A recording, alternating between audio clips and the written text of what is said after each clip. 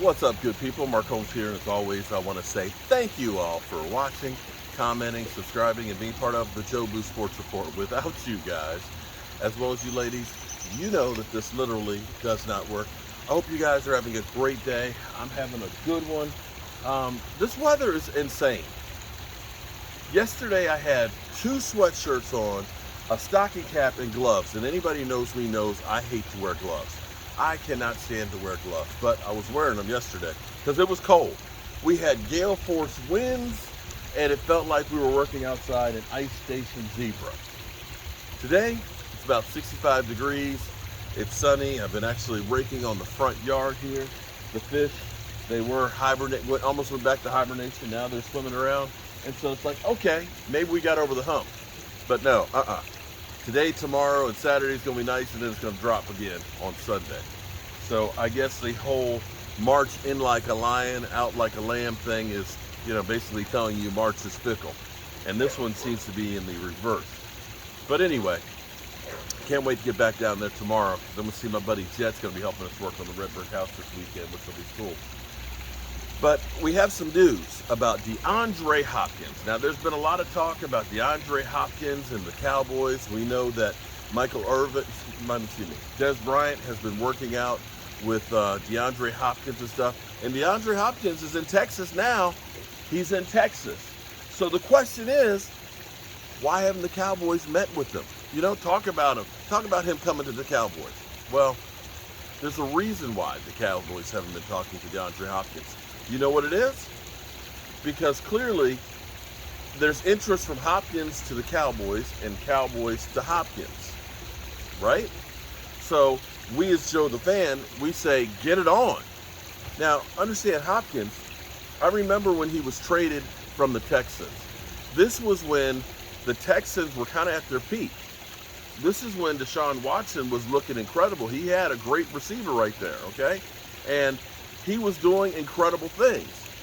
And that's when you had Dan O'Brien, who thought he was Bill Belichick and smarter than everybody else, decided, I'm going to trade him. I'm going to trade him for a running back. I'm trying to remember, I think it was David Johnson, who had been injured the year before, traded him, and they got him and a second-round pick, I think it was. And the Cardinals got Hopkins and a 4th-round pick. It was one of the dumbest. That was as bad as Amari Cooper being traded for a 5th-round pick. That's how bad it was. Now, the problem, of course, for the Cardinals was Kingsbury was not the guy. Of course, Kyler Murray didn't quite get it all together the way they had hoped it would be. And so it just didn't work out for him.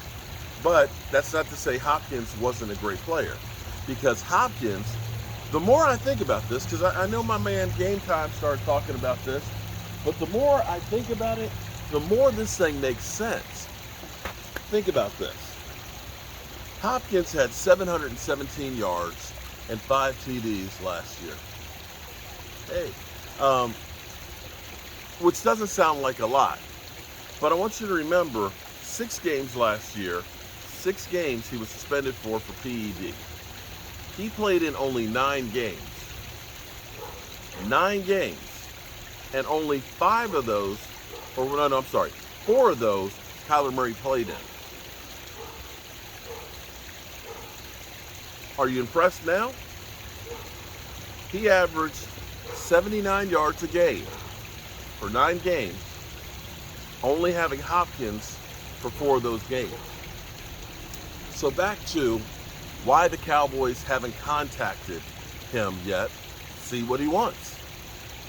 Well, Hopkins has got himself a new agent because he understands the dynamics of wide receiver and that $26 million deal. And I think actually some of the numbers for players are coming back down to earth. The Cowboys can't talk to him. No, they can't. Unlike where the various Slay, the Eagles gave him permission to talk to other teams about a trade. In the same way, Green Bay gave Aaron Rodgers permission to talk to other teams about a trade because they're tired of him. It's the same thing here with Hopkins. You can't just talk to a player. who's under contract unless you get permission from the team. We've heard rumors that they want to move him because of the contract being such a high cap hit this year. But they haven't given him permission to actually go for and look and talk to other teams. And that's why the Cowboys haven't actually talked to him about a contract. Now, it sounds like they want to move him. And they're waiting for somebody to blow their socks off with a trade that says, hey, let's do this. Clearly, they don't want that contract.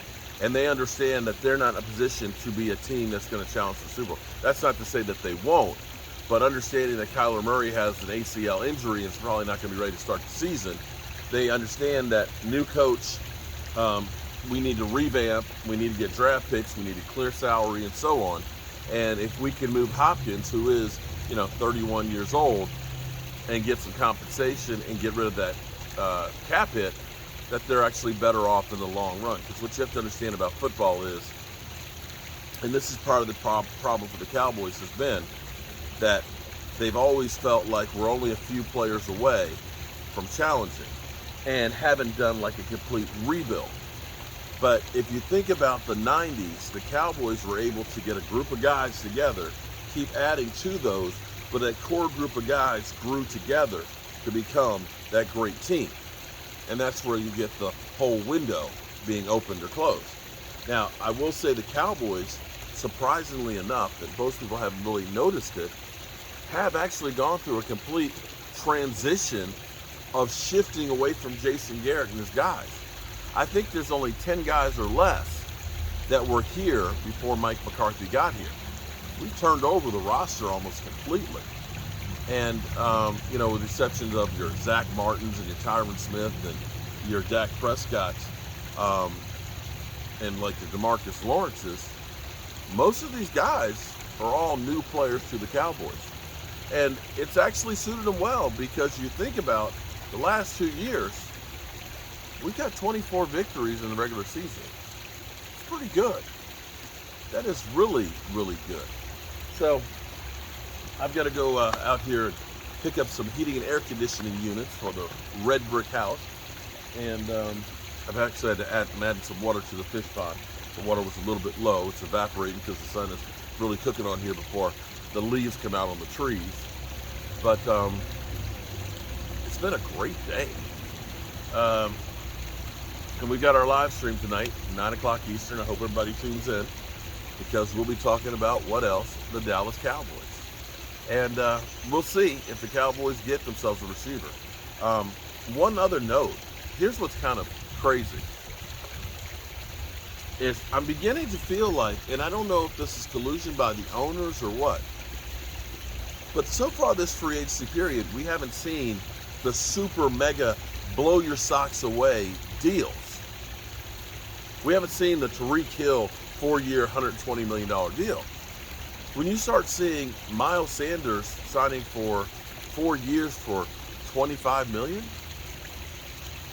Jamal Williams 3 years for $12 million, you see Jacoby Myers, he goes and signs with the Raiders, 3 years, $33 million, and Juju Smith-Schuster signs with New England for the exact same amount.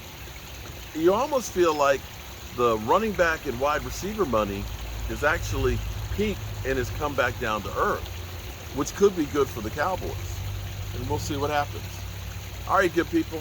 We'll have more on Odell Beckham Jr. later. And I'm hoping that the Cowboys can do something with him if they do decide to go that direction, similar to what they did with Tyron Smith. All right, peace.